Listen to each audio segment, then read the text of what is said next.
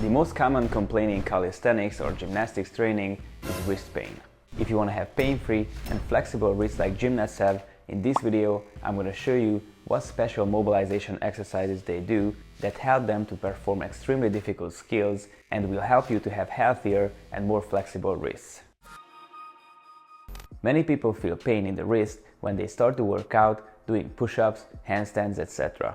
Many of them are trying to treat the symptoms by using wrist wraps or parallettes because wrist wraps have to decrease the load of the wrist joint and the parallettes help to put the hand in a position where they don't need much mobility as they would do the same on the floor. But what if I say that you don't need to use wrist wraps or parallettes in order to eliminate pain or overcome lack of flexibility so you can do your push-ups, handstands, or even press to handstand and planche with no issues. With the following exercises, you'll be able to oil the wrist joint, increase the range of motion, and eliminate pain, not only there, but in your elbows as well. As a first step, you should move around your wrists as part of the general warm-up. You can see some examples for this in my earlier video about the general warm-up. After that, you should do the special gymnast wrist mobilization that you can oil and mobilize your wrist with in 3D.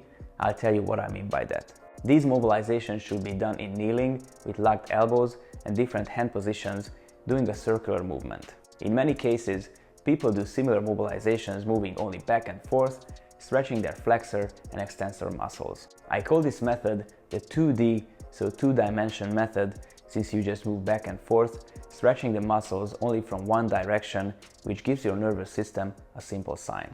Why do I recommend the circular movement more? On one hand, the wrist joint allows this movement perfectly, in which we can get the same stretch and effect like in the other one, plus more. The more directions, the more versatile we move the joint in possible range of motion and stretch the muscles, the more we will benefit from it in different situations. For instance, when you're practicing the kick up to handstand and you lean over, you step out with one of your hands and put your wrist in an unusual position. If you prepared your wrist for this, there will be no problem. From this perspective, it's much better to do the circles than the back and forth leans. From the nervous system perspective, the circular motion is beneficial because of two things. The first one belongs to the movement body map, which I mentioned in my earlier warm-up video as well, so if you haven't watched that, check out after this one to know what I'm talking about. The bigger and sharper your movement body map is, the more movements you can do, the more joint range of motion you can use the right way, and often your nervous system will be more developed and you'll be able to move without injuries. The other effect is because of the circular motion itself. This movement helps your nervous system to relax so you can stretch your muscles, increase the range of motion more efficiently. I know it sounds weird and funny, but this matters as well. So how should you do these mobilizations? Get into kneeling support and place your arms in front of your body with shoulder width stance, first with forward-looking fingers and locked elbows. Do circles like this in each position and imagine to draw big circles around your hands with your shoulders. Try to do as big circles as you can with keeping your hands on the ground. The most common mistakes are when the bottom of your hands elevate and if you bend your elbows. In the beginning, you might be able to do only small circles, but as you do them more, it will improve. Tight muscles and tissues need time to release. Do the same movement to each direction with out-rotated arms and backward-looking fingers, then in-rotated arms, backward-looking fingers as much as you can, and finally on the back of your hands. By the back of the hands variations, you can increase the intensity gradually like this. Fingers looking at each other, fingers looking backward, and fingers looking forward. Here it's going to be more challenging to keep your elbows locked, but you need to strive for that. The load on your hands should be natural in all positions. You don't need to put bigger load on them. You don't need to increase that intensity.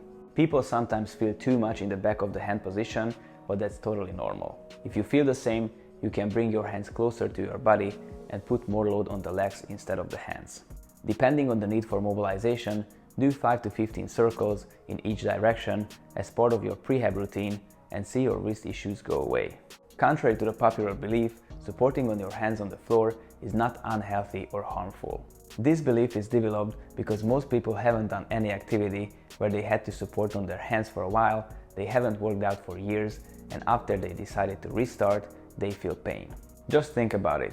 When you're working on the computer all day with this tight hand position or using the mouse, you hold your hands and wrists tightly so your joints and muscles get tight. Since many people do this, the usual conclusion that the pain that comes by practicing the handstand or doing push-ups is normal, so those positions are harmful for the wrists.